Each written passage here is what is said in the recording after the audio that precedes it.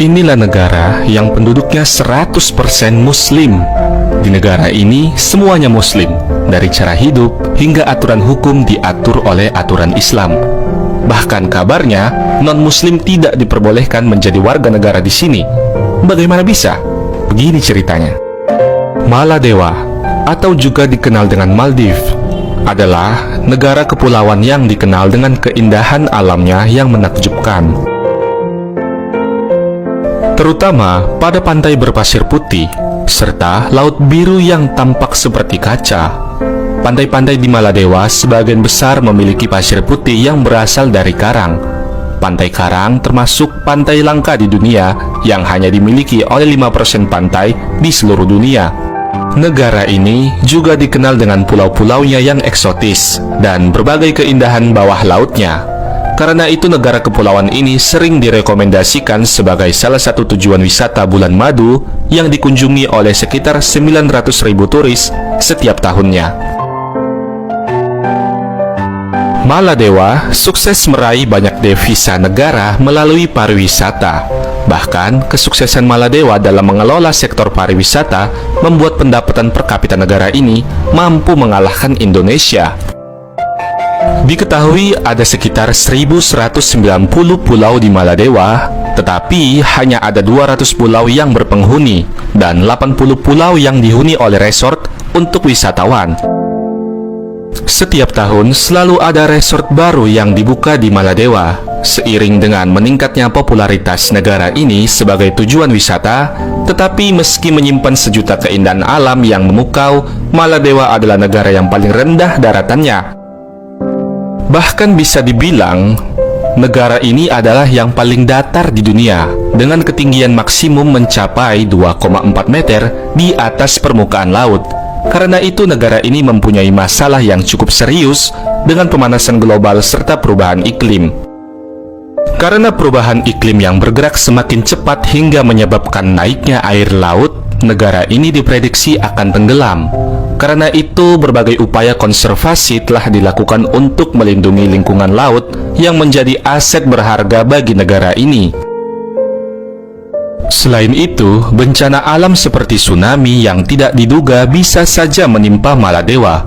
Tentu hal itu akan meratakan semua yang ada di negara ini. Maladewa sendiri memiliki sejarah yang cukup panjang. Sejak abad ke-6 sampai abad ke-5 sebelum Masehi, Maladewa sudah memiliki kerajaannya. Menurut bukti sejarah dan legenda, negara ini memiliki sejarah lebih dari 2.500 tahun. Pemukiman awal di negara kepulauan ini kemungkinan adalah orang Gujarat yang mencapai dan menetap di Maladewa sekitar 500 tahun sebelum Masehi. Bukti pengaruh budaya dari India Utara terhadap negara ini dapat dilihat dari metode pembuatan kapal dan koin perak. Maladewa pernah diduduki oleh Inggris dan Portugis, tetapi kemudian negara ini dikuasai pemimpin Muslim bernama Muhammad Takhorufu'anu al-Auzam. Ia kemudian memimpin Maladewa sejak tahun 1573 Masehi. Mulanya, Maladewa adalah negara kesultanan yang berada di bawah perwalian Inggris, sampai akhirnya mereka merdeka pada 26 Juli tahun 1965. Selanjutnya Maladewa berubah menjadi republik sampai saat ini. Dengan total luas wilayah 297 km persegi, serta total populasi di tahun 2020 mencapai 550 jiwa yang seluruhnya menganut agama Islam. Tidak mengherankan jika negara ini dijuluki sebagai negara Islam terkecil di dunia.